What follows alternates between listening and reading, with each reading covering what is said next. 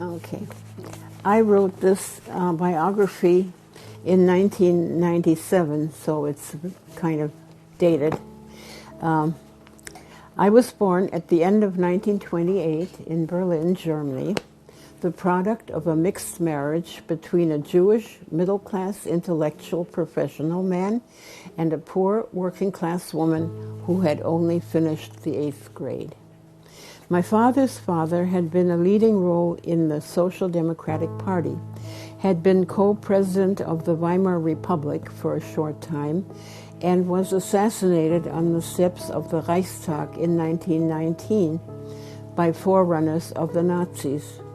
My father intended following in Hugo Haas's footsteps by studying law, but after serving in the German army in World War I and having seen so much suffering there, he switched to medicine and became a neuropsychiatrist. He met my mother when he volunteered to teach in a workers' school evenings.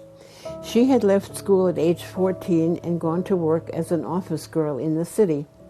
Her father was a carpenter by trade, and she and her 3 siblings grew up in a tiny apartment in poverty. But the small town was situated in the glorious countryside, and her father was a born naturalist. I think I inherited my love of nature from that side of my family.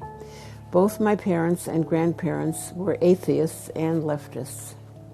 My first 9 years of life were spent in a highly protected environment because my parents tried to shelter us from the realities of Nazi Germany. My 2 younger brothers and I were cared for by a maid named Adina at the domestic end of a long apartment, while my father had his office and waiting room near the front door. Adina's family were poor farmers, and the highlights of my childhood were the visits to her home in the country. It was there that I determined to become a vegetarian when I walked in on her father killing rabbits I had petted the day before. I was 5 years old at the time, and the next 4 years were spent battling with my parents about that issue. In the spring of 1939, we took a rickety plane to London, carrying only 1 suitcase each person and about $25 apiece.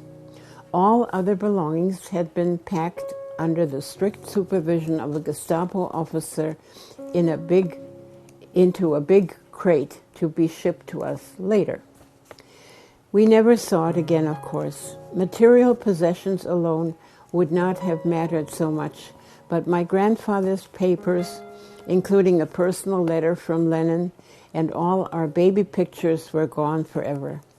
I had only a child's view of fascism. I had been beaten up by the entire 3rd grade class after my teacher had ranted about the Jews. Only 1 little girl stayed behind to help me home. I had supper with a friend from school one night where everybody at the table was sad because her elder brother had been taken to a concentration camp the night before. I took swimming lessons in spite of the fact that Jews were forbidden there, always terrified at being found out. Caricatures of Jews were on billboards all over the city. We would have to leave quickly to go to Adina's whenever my father was warned by the police chief that his name was on the list to be picked up. Father would disappear to a sanatorium until the sweep was over. He had worked in a clinic for alcoholics and drug abusers. The police chief appreciated the wonderful work Father had done there. My father had hoped that this too shall pass, but finally applied for a visa to the U.S. after he could no longer practice on anybody but Jewish patients, and they were getting scarce. The American visa was not available yet. The British Labour Party sponsored us for a temporary stay because my grandfather's reputation. That saved our lives. In London, our family was helped by a refugee committee which rented a room for my parents in town and which found foster homes for the children. I was the lucky one. I landed in a beautiful town suburb with a truly Christian family whose own 3 daughters were grown. I had 3 months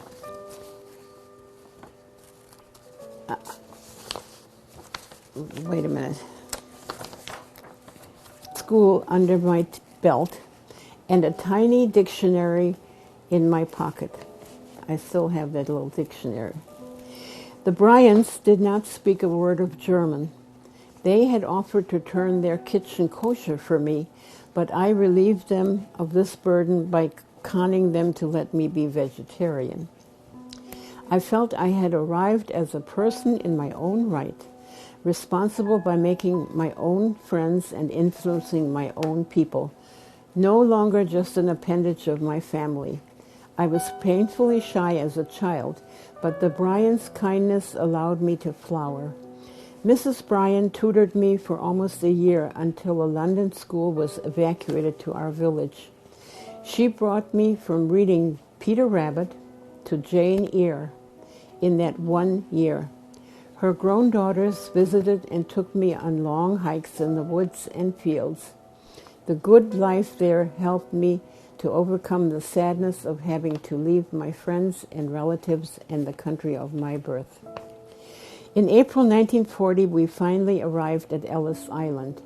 Father had studied English diligently and had been offered an internship at Mount Sinai Hospital in Chicago. We were sponsored by my uncle who taught at the U of C. We were safe, we were together, we were totally dependent on charity. My mother was pregnant with twins. The first summer, Uncle Walter sent me to camp in Palos on scholarship. I fell in love with Palos. All through my teens, I would go out there to work in the kitchen, to savor nature, to bask in friendships with people like Agnes Lazar. Life at home was hard. We lived in a very cramped quarters. My mother had a nervous breakdown. My father did his internship, then a residency, having passed his board exams. So many other refugees could no longer work in their professions, but he was determined and lucky. The 2 babies were a lot of work and a lot of joy. We kids were placed in beginning grades in school and skipped upward until we read at our proper level. I graduated from Nettlehorst Grammar School and then from Lakeview High School. I just attended my 50th reunion there. This was back then. Father built up a thriving practice. He never made a lot of money, but he was able to buy a house on Wilson Avenue and a car for himself to travel around to all his activities. He taught at the University of Illinois. He volunteered at County. He made house calls and visits to nursing homes all over the city. He was always overworked, and that is probably why he died at age 67 of a heart attack. He left a lot of mourning orphans, not just his children, but his patients and friends. I attended Roosevelt College and immediately got into the left-wing circle. A dear friend in Palos Park, Dr. Twigg, had been my mentor during my high school years. He was a devout communist. He taught me self-confidence and reinforced my political leanings. I joined the AYD and the Henry Wallace for President Club. It was there that I met Sam Friedman, whom I married in 1949. Sam was a charismatic young radical, home from the war, along with a lot of veterans like himself. Harold Washington was in our club, for instance.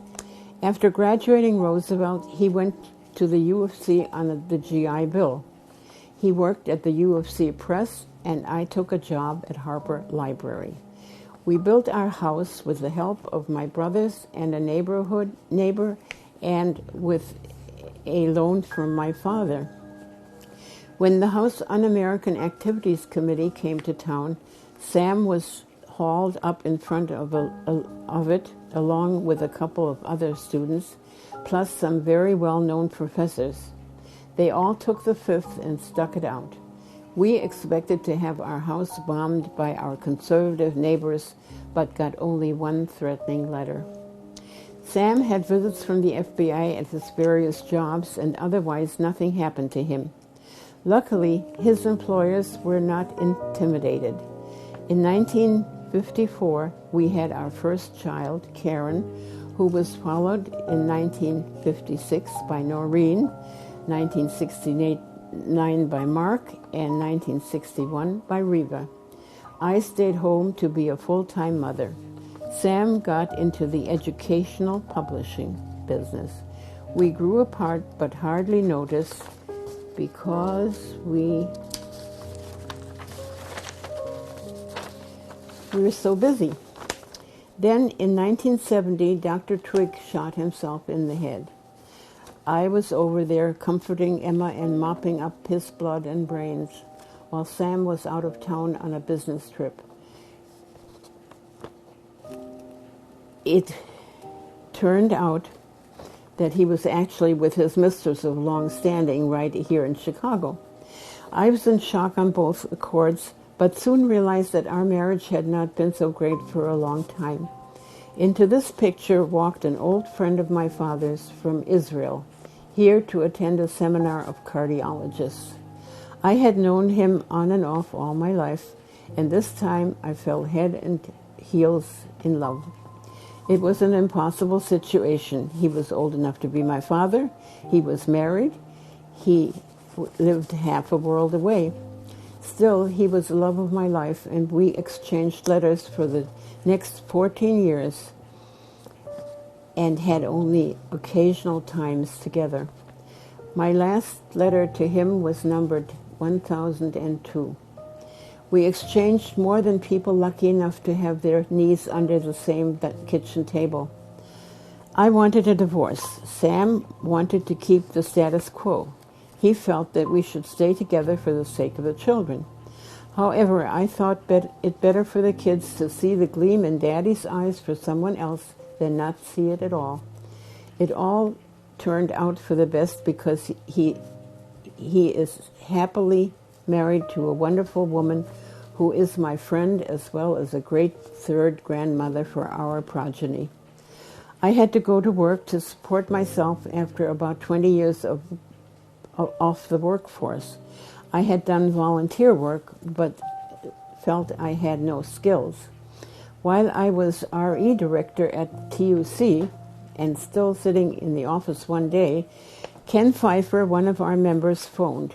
He was looking for a temporary secretary in the Office of Foreign Student Staff Affairs at UIC because their secretary had had a nervous breakdown. I took a chance and applied. Typing love letters had reinforced my typing skills, but it took me 6 months to get up enough speed to pass the civil service test, which made my job permanent. I worked my way up over the next 22 years until I became more of a foreign student advisor than a mere secretary. It was the job of my dreams, to play house mother to the cream of the crop of the world's young people and to get paid for it. I did not have to travel the world. It came to me. It was gratifying to earn the appreciation of people just off the boat who were treated like a number everywhere else, but who felt at home in our office. In addition to doing their immigration work for them, I was able to exercise my empathy and do a lot of counseling on the side. I knew nothing of counseling, but my box of Kleenex and my big brown eyes did the job. We joined Third Unitarian when Reva was about 3 years old, and it was the proper place that brought me sanity when I was a cabin fever-ridden homemaker. We joined Third when Reva was about 3 years old, and it was the place that brought me sanity when I was a cabin fever-ridden homemaker and a support through the hard transition after my divorce. It is still my extended family. I met Marvin Wahlberg there, and we lived together for 9 years. He was a wonderful person and remained a good friend after we parted. I found out that I really like living by myself. It is selfish, but I thrive on it. My daughter Karen suffers from MS and needs a lot of my care. I am lucky that I retired in time to help her. All my other kids are success stories in their own right. Mark in computers, Noreen a teacher, and Reva an artist. All have married good people and between them have given me 5 grandchildren.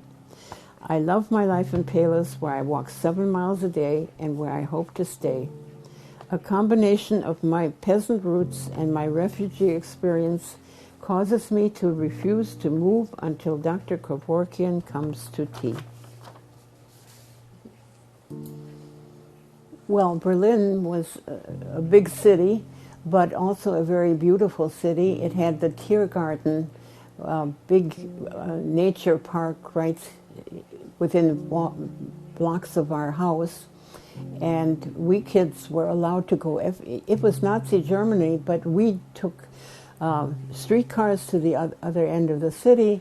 I visited Adina, who had to leave us because the Nazis had made a rule that no woman over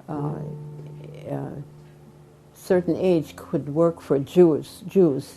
So she had to leave us, and we got this really awful lady instead that took care of us.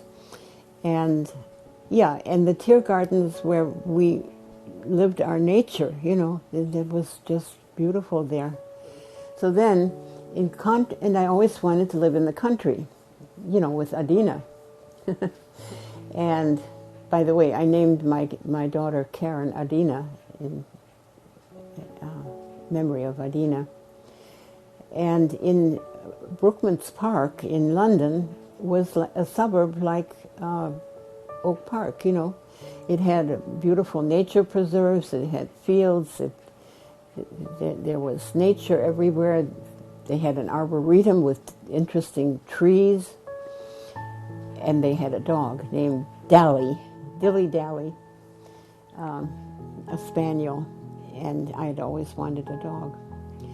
So that was life in the country. And so when we got to Chicago, the nearest thing to all of that was Palos Park, because it was close enough to the city to have the cultural events of the city available to you, education and everything else, but it also had nature and a sense of community.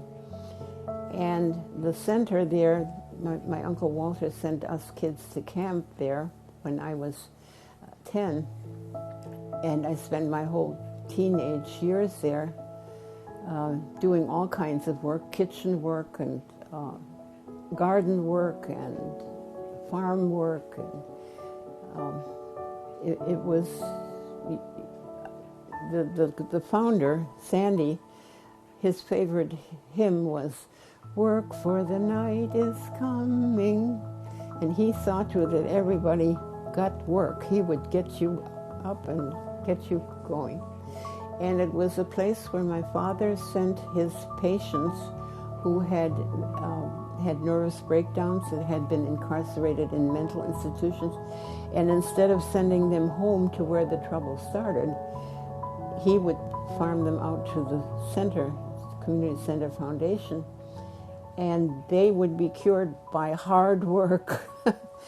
And so we had an alcoholics cottage and people supporting each other.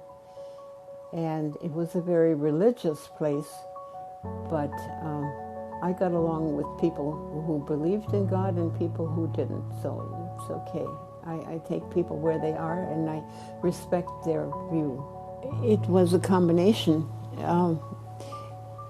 When, you know, those kids beat me up on the way home from school, that was a hard thing. Not a good memory, but it certainly was a memory. And then I was sent to, my father took me out of that grammar school where this fascist teacher was and sent me to a suburban high school. It was still a grammar school. And I could see people who had real courage. One of the teachers in that school had to ride, we had to ride on the elevated train to go from the city to the school. And this teacher had the courage when she got on the bus with me to say good morning instead of Heil Hitler. That took courage on her part, because she could have been hauled out to a concentration camp for not saying Heil Hitler in the right places. So you have this combination of reality of the horror of things and the beauty and the courage of the people who fought on their own levels. Okay. Simple Abundance is a group at the center here in Palos that my daughter Noreen is very active in, and she's been taking me along. And one of the things that we're advised to this group of women who range in age from my 89 to Noreen's a kid over there, and the advice was take a picture of yourself at age 10, preferably when you were smiling, put a frame on it and put it on your desk, and remind yourself that at age 10 you were the person, the authentic self that you are going to become.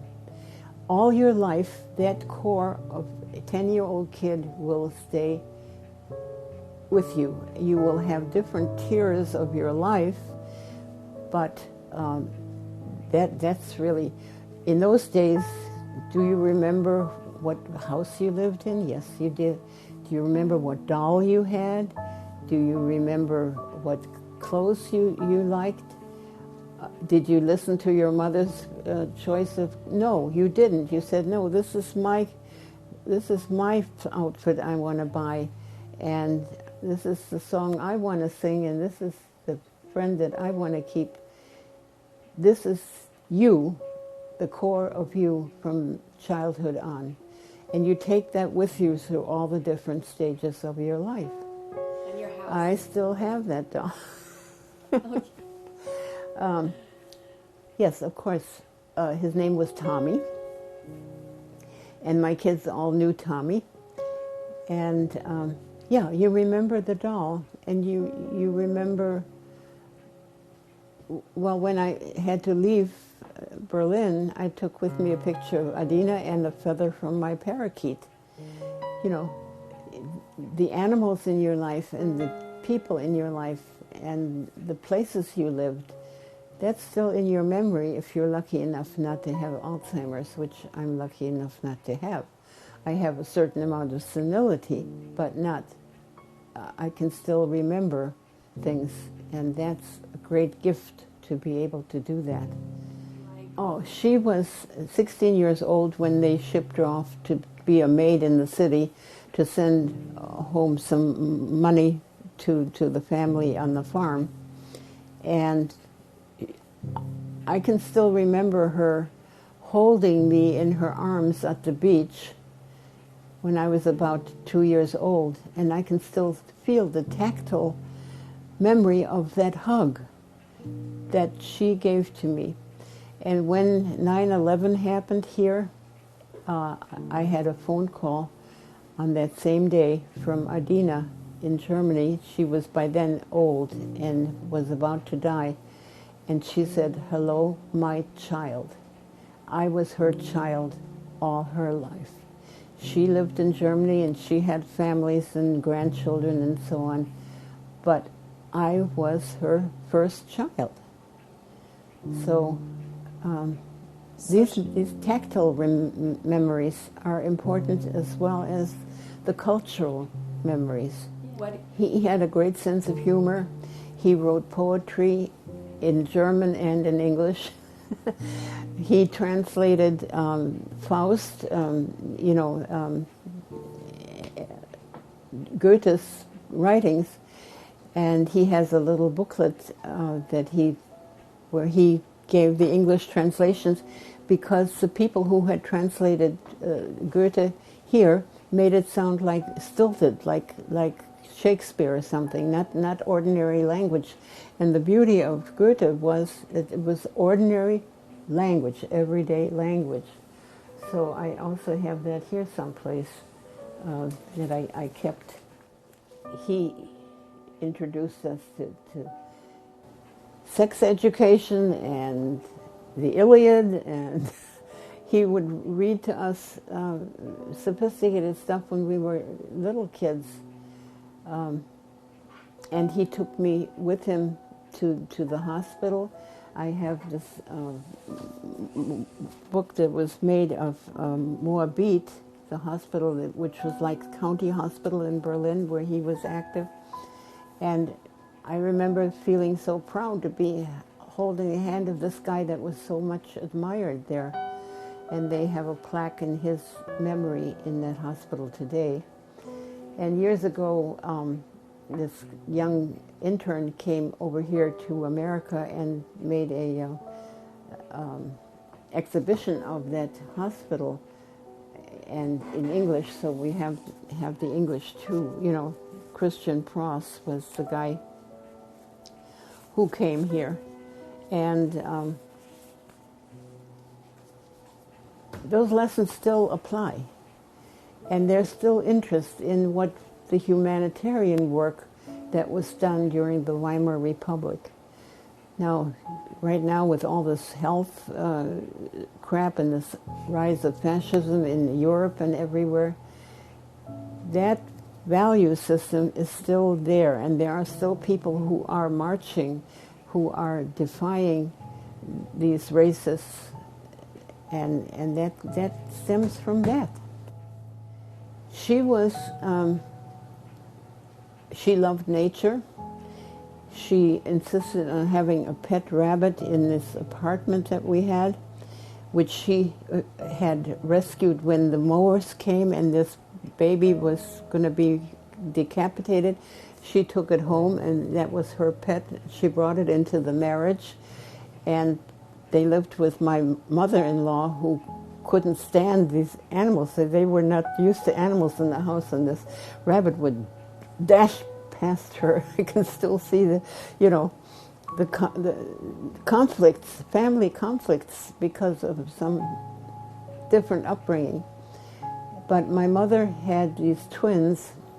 She was pregnant with them on the way here, and she kind of had a nervous breakdown after she got here. She had been the lady of the house. She'd had a servant, and you know, all of that stuff was suited her very nicely. And here she had to wash the baby diapers and boil them on the stove and soak them in the bathtub. We couldn't ever take a bath because there's always diapers floating around. And it was a hard life. So she was pretty hard on us.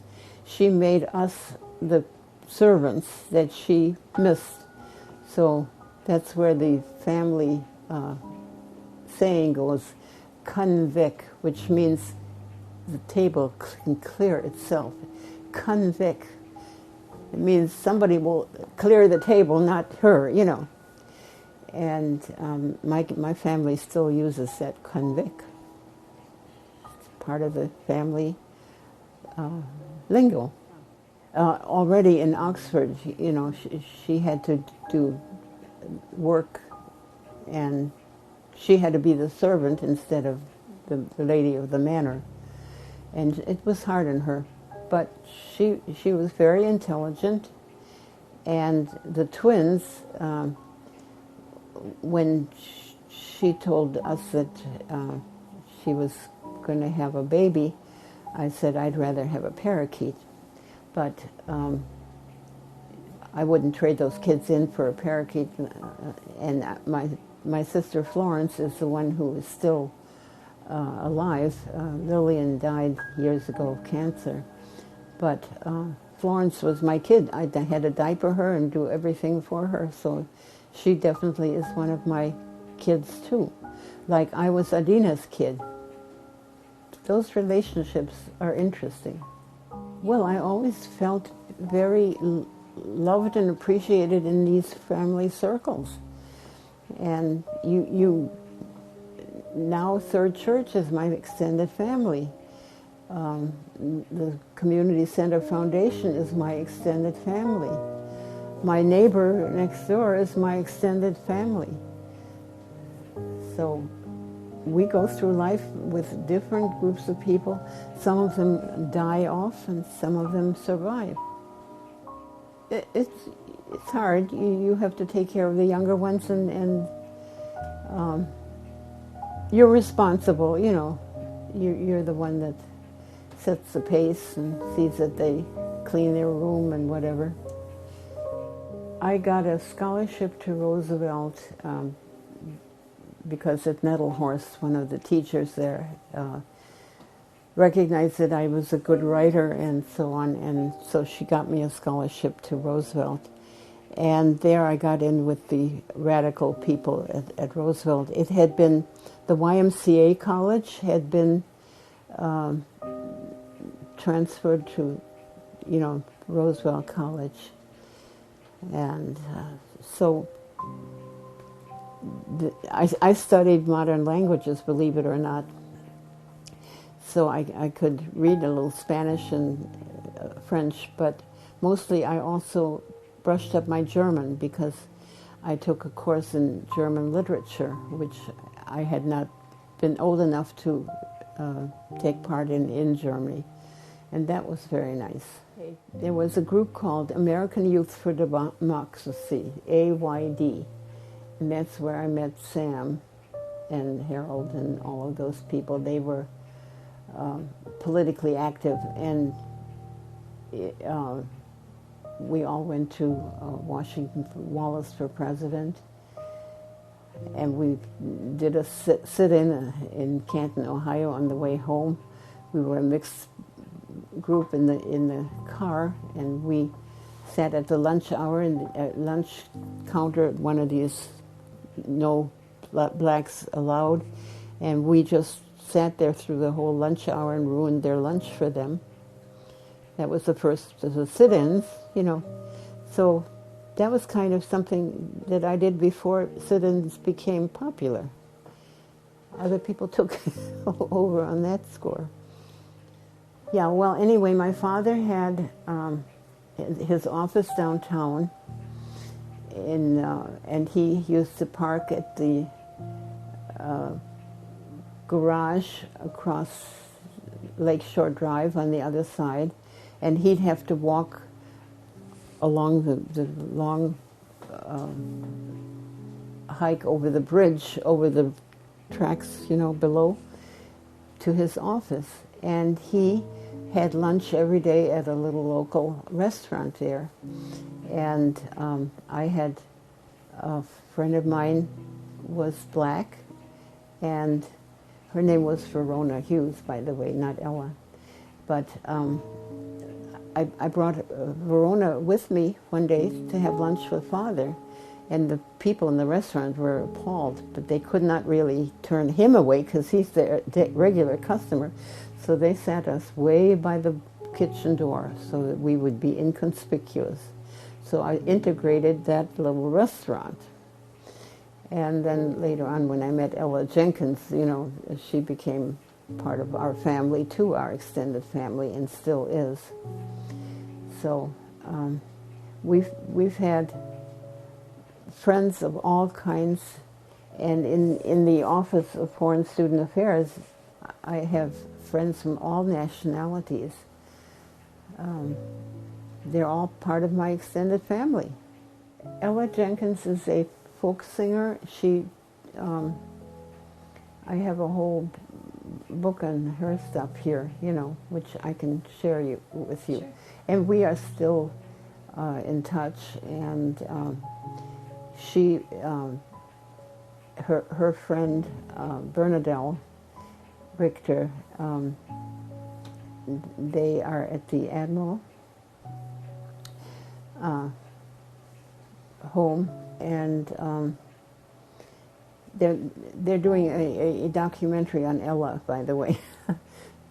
There will be eventually. They're still raising money for it and she is now my age. You know, we're not going to be here for very much longer. She had a crush on me, and she was a lesbian, and I did not reciprocate the sexual feelings, but I certainly appreciate the friendship, and we've remained friends ever since. I think anybody who is willing to work for a good cause is my family. Yeah, simple, simple. And there's all kinds of it going on right now in all departments. And I'm proud of all the people who are marching.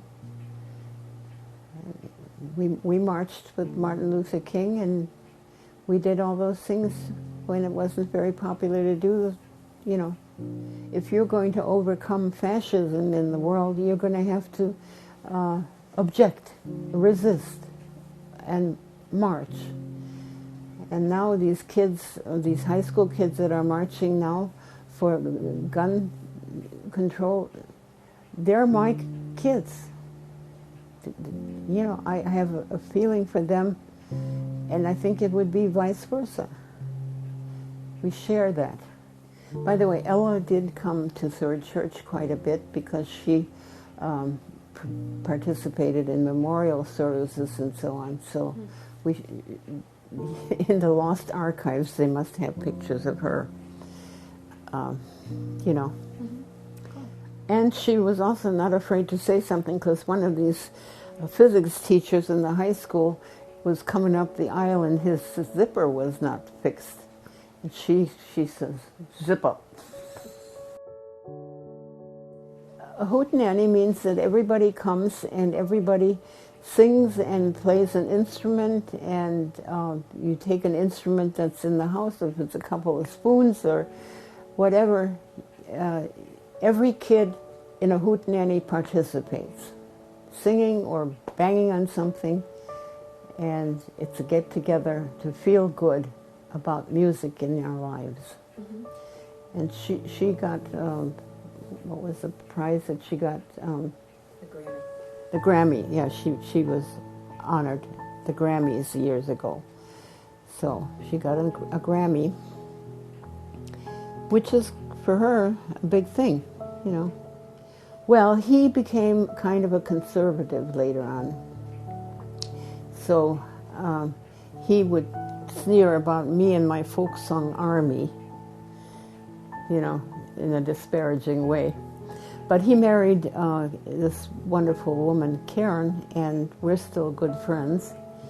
She's the other grandmother in our family, and we're in touch. She was more conservative, came from a more conservative background, but we respect and love each other, definitely. Well, he was hauled in front of the Un-American Activities Committee.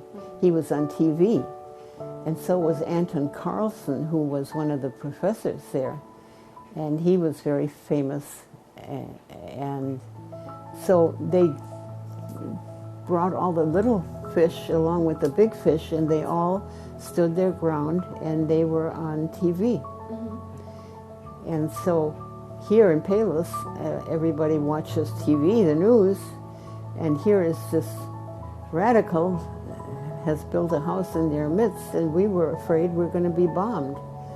But we had a wonderful policeman named Ben Hike who came to the house, and he said, "Nobody is going to touch you while I am your police chief."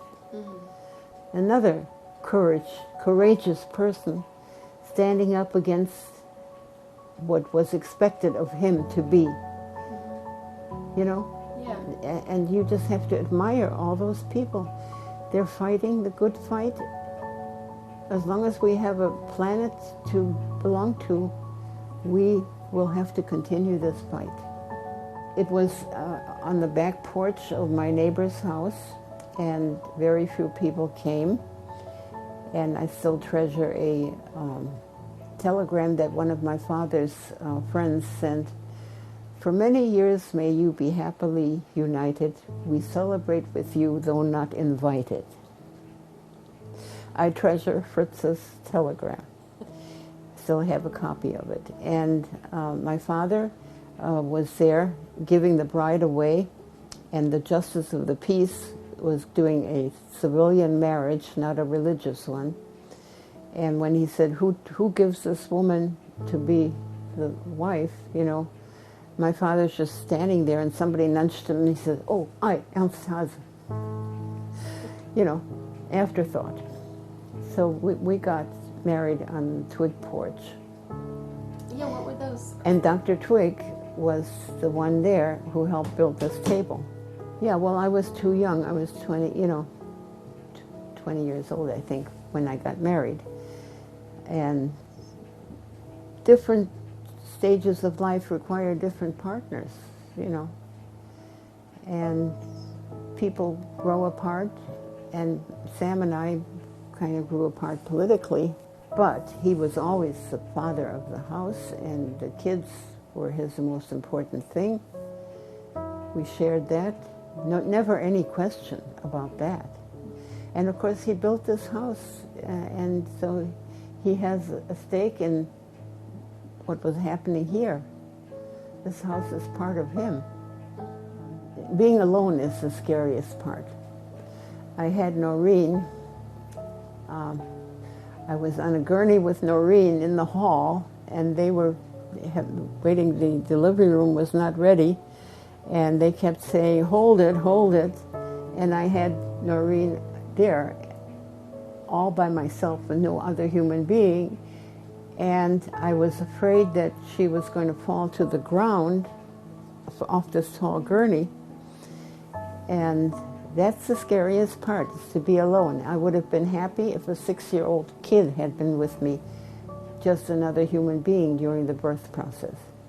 So one of the things, my brother Gerhard became a doctor, and he worked at County Hospital, and he would insist on maternity delivery.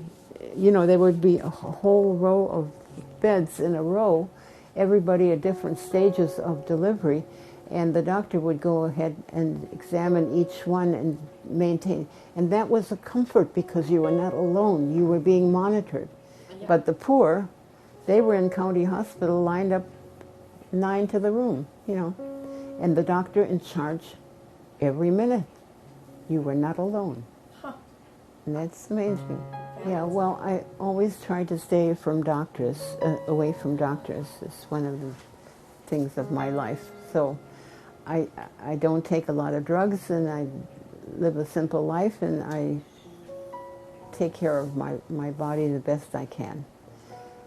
So I attribute my long life to the fact that I've stayed away from doctors. There was a Dr. Mendelsohn who used to write for the Sun-Times or the Daily News back then, and when they had a patient being wheeled into the operating room, and the patient would say, the doctor says, don't say have a heart, doc, because they'll take it. Petya was a doctor in Israel, and Dr. Twig was an osteopath, but still knew everything an MD could do. And my brother was a doctor, and my father was a doctor, so yeah, loaded with doctors. I really was cabin fever because I didn't drive a car. Sam drove the only car, and I had to take care of kids here. We walked with the dog, we gardened, we did little things, played games, and had Halloween parties, and we did all the things that kids do. But I had to cook. Sam was a carnivore and I was a vegetarian. I had to cook for both kinds of people. So it's being a mother and a homemaker and a gardener and a community activist is a full-time job. So I took my kids to the library, and they had dancing classes, ballerina, all piano, yeah, music. Music has always been an important part. Nature and music and human beings and trying to save the planet, which Trump is trying to undo. And we've got to fight for the planet. Well, we have Christmas Eve get-togethers, And we have Christmas Eve in July because somebody decided that we should do it when the weather is good, and we do the same things then. We do all those things as family traditions, and birthdays are celebrated, and Easter is celebrated, because we were atheists. In Germany, they always celebrated Christmas. Well, it's just a story, you know that I could recognize my father's bathrobe and his slippers when he came in as Santa Claus. He didn't scare me, but the thing was the presents under the tree were important. And we did have this friend, Joachim Prince, who was a rabbi in New Jersey, and he, by the way, marched with Martin Luther King. He's in the picture of when he gave that I Have a Dream thing. And he had a daughter named Bibel. And when Karen was 1 year old, we were visiting friends like we did every Christmas Eve, and everybody got a present.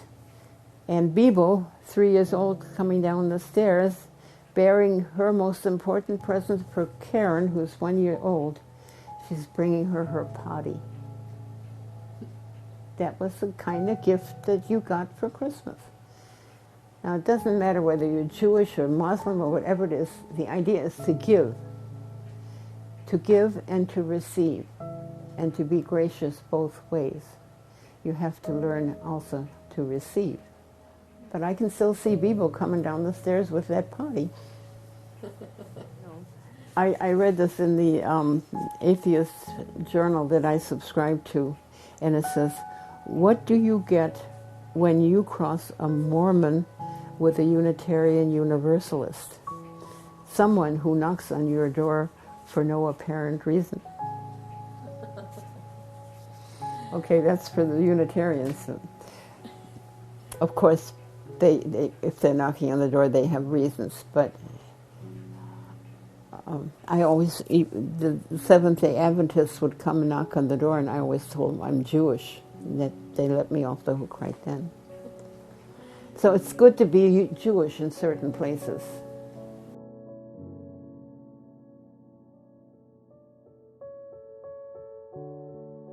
It's just that you have to fight anti-Semitism all over the world.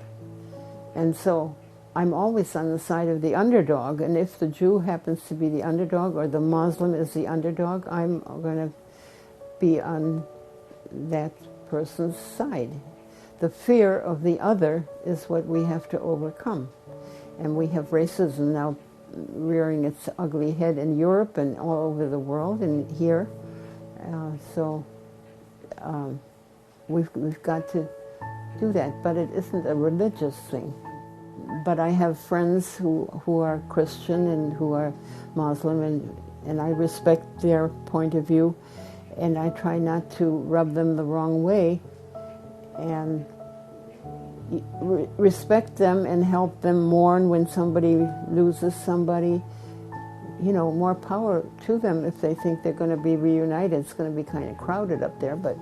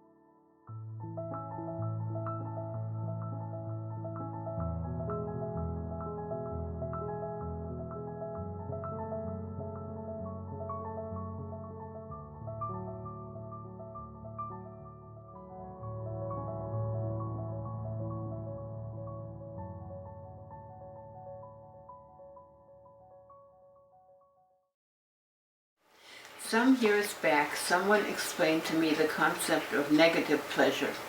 No, this is not what the Germans still call Schadenfreude, a wonderful word for which there is no translation in the English language. It roughly means taking pleasure and delight in the misfortune of others. No doubt we have all experienced a bit of that. Negative pleasure was explained to me in a politically incorrect manner thus.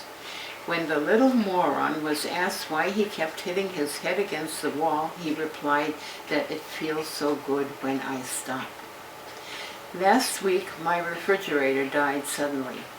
It was a negative event costing me anxiety, hot flashes, spoiled foods, and money. Deciding to purchase a model more modest than the family-sized one that died, I am now experiencing the negative pleasure of storing less, using more fresh stuff, and not meeting things from long ago that should have been tossed long before being exiled to the back corner for culinary mementos. The last time we readers and listeners met, Frank read a little piece about me and my dead cat, Opie. I had told him that if Opie had been a husband, I would have divorced him. But you can't do that to an animal, and now that he died a peaceful, natural death, I can relish the negative pleasure of solving my own most problems humanely and unassisted, of entering my home without being reminded of the lion house at the zoo, and having my vacuum cleaner bag last 4 times as long. Deciding to divorce or separate from a significant other can be painful. But oh, the negative pleasures that abound. The toilet seat is always down. In fact, the whole bathroom is as you left it. All tub rings are of one's own making. You can leave a party anytime you wish. If insomnia strikes, you can turn on the light and read, eat crackers in bed, listen to music you like. Retirement from a job you love is a devastating change in life, but those little negative pleasures creep in when you hear how bad the Stevenson is this morning, when the winter ice storm has left a wonderland behind, and you don't have to drive in it, when the U.S. Immigration and Naturalization Service has come up with new brilliant regulations treating foreign students as potential terrorists until proven innocent, and you no longer have to obey their rules. When somebody you love dies, it is the most terrible of all. But I remember the relief I felt on stormy winter days, knowing that my father, suffering from heart problems, was no longer fighting the cruel Chicago wind, walking from the Monroe parking garage to his office in the Loop. A negative pleasure pang. And there is a kind of pleasure filling the emptiness of loss when you know the suffering of the dying person has ended, and the heaviness in your heart can be replaced now with other lighter considerations. You savor the space you have been given and count the blessings you have. So I challenge you to welcome the dark clouds on your horizon and to look for the pleasurable silver linings that ensue.